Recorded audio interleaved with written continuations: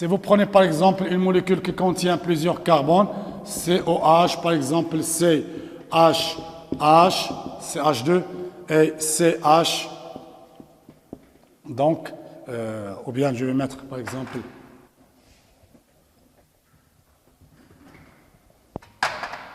donc C double liaison H et vous avez C, par exemple CH, ou bien on va prendre donc un CH3, enfin CH2. Voilà. Donc je prends cette molécule, vous avez 3 carbones. Vous avez 3 carbones, C1, C2, C3. On vous demande quelle est l'hybridation du carbone 1, carbone 2, carbone 3. C'est simple. Regardez, donc vous pouvez faire donc, la représentation, ça c'est la représentation de Lewis, de votre molécule.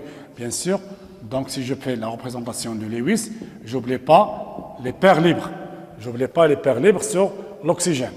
Donc là, alors, le carbone 1, je regarde le carbone 1.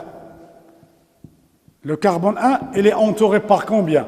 Donc, sigma, ici, je vais l'écrire en bleu, vous avez sigma, vous avez P ici, sigma ici, sigma ici. D'accord? Est-ce qu'il y a des paires libres? Donc, le carbone C1 est entouré donc par 3 sigma, 3 paires liantes, enfin liantes de type sigma, parce que P on ne la compte pas, et 0 paire libre. Donc, la formule du Gillespie autour de C1, donc la formule de Gillespie autour de C1, comment on va l'écrire cette formule? C'est AX3. AX3. Puisqu'on n'a pas de paire libre, donc M est égal à 0.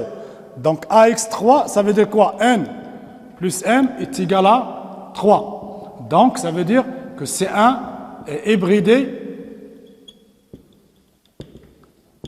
sp2. 3 orbitales. Donc si vous avez M plus M est égal à 3, donc c'est une hybridation sp. D'accord? Donc là, sp2, pardon. C'est une hybridation. Le carbone C1 est hybridé, donc sp2. Le carbone 2, c'est la même chose. Le carbone 2, c'est la même chose. Donc, si vous prenez le carbone 2, la formule, ça va s'écrire AX3. On a 3 sigma. Ici, vous avez sigma ici, sigma pi, sigma, sigma, sigma. La première liaison qui se forme, c'est la liaison sigma. C'est le recouvrement axial. Et ensuite, on a le recouvrement latéral qui va nous donner naissance, donc à P.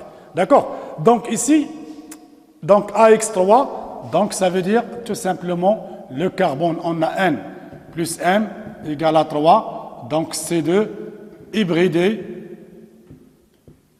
sp2. C'est la même chose que le carbone 1. Donc, le carbone 3, donc c'est la même chose aussi, donc sp3. Je prends un quatrième carbone, par exemple, si vous prenez un quatrième carbone, on va le mettre ici. Donc, c'est juste pour montrer. Si je prends un CH3, ici, le carbone 4, si je prends le carbone 4 ici, par contre, ici, le carbone 3, c'est la même chose, c'est sp2. Il est entouré par 3 sigma et 0. Par contre, le carbone 4, vous avez sigma, sigma, sigma. On va le mettre donc ici, en bleu. Donc, sigma, sigma, sigma. Donc, le carbone 4, il est entouré par combien? Le carbone 4, donc on a pour 4, on a N plus M égale à 4.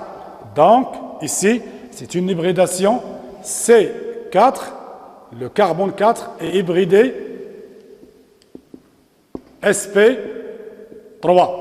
Donc, il est hybridé sp3. Vous avez 4N plus M égale à 4, donc le carbone 4 est hybridé sp3. D'accord? Donc, juste, j'ai changé le carbone ici, ce carbone pour qu'on puisse y rajouter un carbone pour avoir d'autres hybridations. D'accord? Alors ça, on peut le faire facilement pour n'importe quelle molécule. Si vous faites Lewis correctement, vous pouvez déduire N plus M et vous pouvez trouver l'hybridation de votre atome, l'atome qu'on cherche à trouver. Si je vous demande l'hybridation de l'oxygène ici, combien ici? Donc pour l'oxygène qui est là, on a N plus M est égal à 4. Parce qu'on a 2 sigma, vous avez E ici et E ici. Avec donc la formule de Gillespie ici, c'est AX de E2. D'accord? Pour l'oxygène qui est là, on a la formule de Gillespie, c'est AX de E2. Donc la forme de base autour de l'oxygène qui est ici, c'est une forme donc tétraédrique. Et par conséquent, N plus M en A est égal à 4.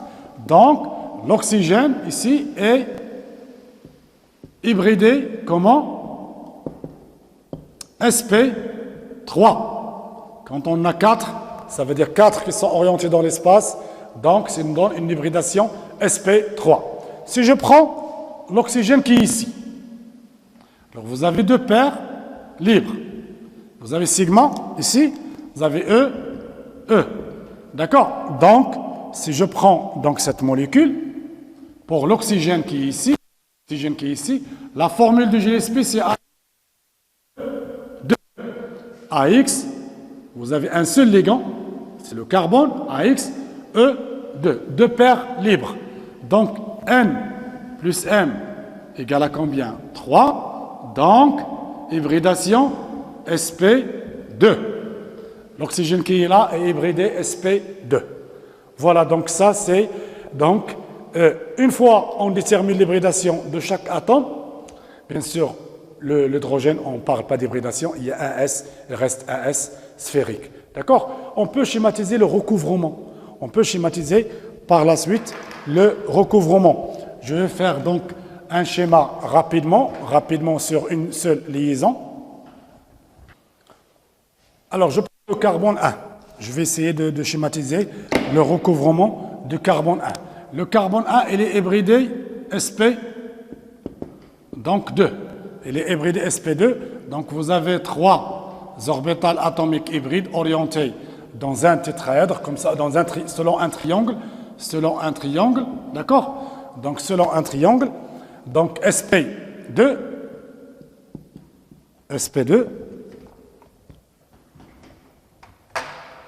donc ici le carbone, ici c'est sp2, le carbone 1.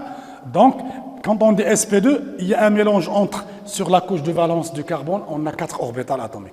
S, Px, Py, Pz.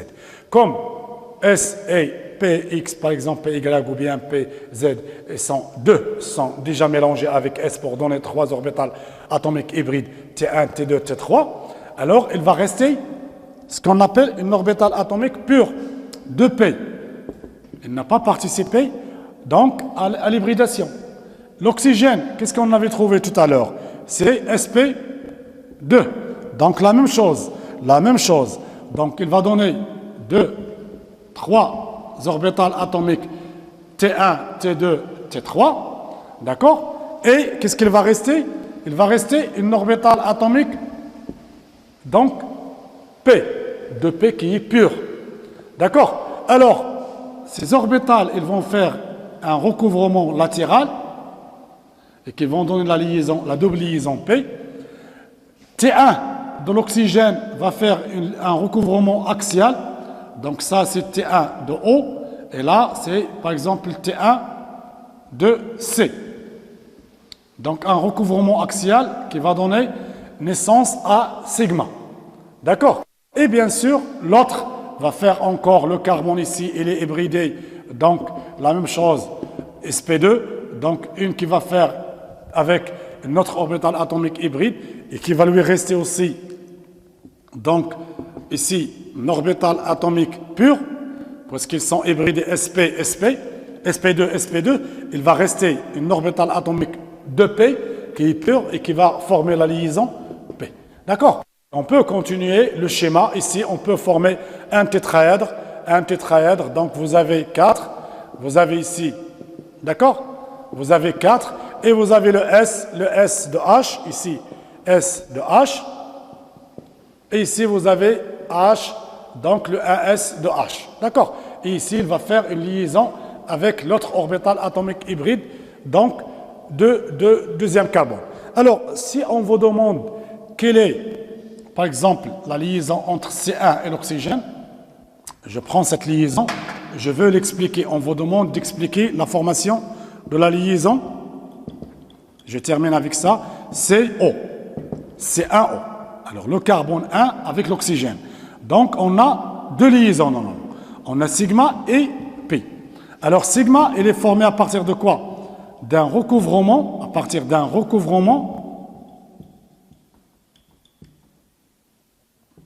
axial entre donc l'orbital atomique hybride sp2 du carbone 1 et orbital atomique sp2 de l'oxygène.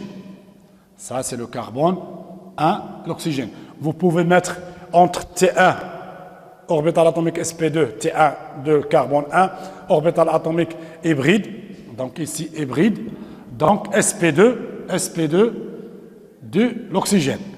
Alors, P, la deuxième liaison, parce qu'on a deux liaisons ici.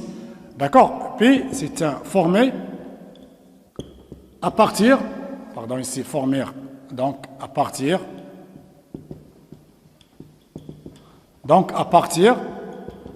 d'un recouvrement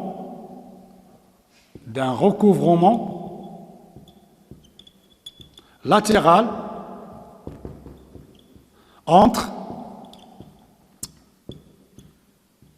2p, enfin 2p, orbital atomique 2p de carbone 1 et 2p de l'oxygène. Donc, ce sont deux orbitales atomiques pures, non pas hybrides. D'accord? Donc, les P sont formés, enfin la liaison pi, il est formé à partir d'un recouvrement latéral autour de l'axe ici, à partir des orbitales atomiques, en fait, pures qui restent 2p. Voilà. Donc, je vous remercie et à la prochaine.